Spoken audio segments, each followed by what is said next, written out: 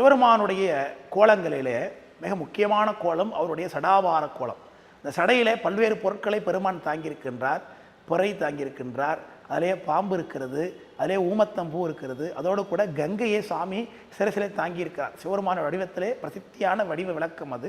இந்த கங்கையை சிவருமான் ஏன் தாங்கினார் என்பதற்கு ஒரு புராண சரித்திரம் இருக்கிறது. பகீரதன் என்கின்ற அரசனுக்காக கங்கையை வான உலகத்திலிருந்து கீழே வர வேண்டியிருந்தார்.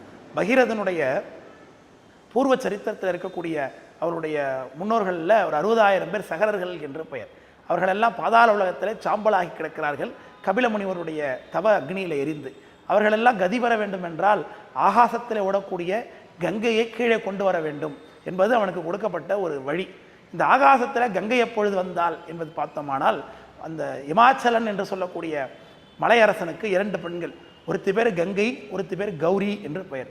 இந்த கங்கை சிவருமானை வழிபாடு செய்ய வேண்டும், சிவருமானை திருமணம் செய்து கொள்ள வேண்டும் என்று சொல்லி ரொம்ப காலமாக தவம் செய்தால், ஆனால் அது உரிய காலத்தில் தான் அவன் கிடைக்கும் என்று சொல்லி அது அப்போது கிடைக்கவில்லை.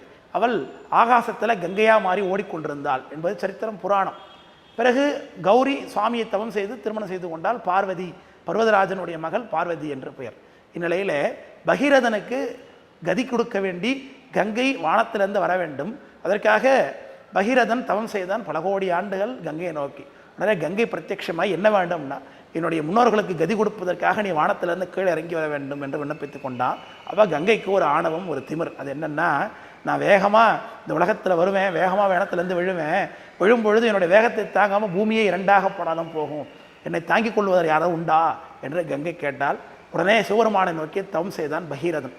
அப்போது சிவருமான் பிரத்யட்சமானார். உடனே என்ன செஞ்சார், சுவாமிகிட்ட, சுவாமி கங்கை வருகின்றால் நீங்கள் தாங்க வேண்டும்னார். சரி வரட்டும்னு சொல்லி சுவாமி தன்னுடைய சடையை அவிழ்த்து விட்டு கொண்டு தாங்கியிருந்தார். அப்போ கங்கை ஒரு எண்ணம், சிவருமானே நம்மை தாங்குவதற்காக நிற்கின்றாரா என்ற ஒரு எண்ணம். உடனே மேலிருந்து வந்தால் சிவருமான் அவளுக்கு இவ்வளவு ஆணவமா என்று எண்ணி தன்னுடைய ஒரே ஒரு சடையை சுற்றி கங்கையை அப்படியே சடையிலேயே சிறை செய்து விட்டான். கடுத்து வரும் கங்கைதனை கமல் சடை ஒன்று ஆடாமே, தடுத்து வரும் பெருமானார் தாமினிதா உறையுமிடம், விடைத்து வரும் விலங்கை கொண்டு வழங்கச் சென்று ராமர்காய் புடைத்தவனை புறதழித்தான் புள்ளிருக்கு எழுறேன்னு சொல்லி கங்கையை ஒரு சடையில் சுவாமி தாங்கினார் என்பது சரித்திரம்.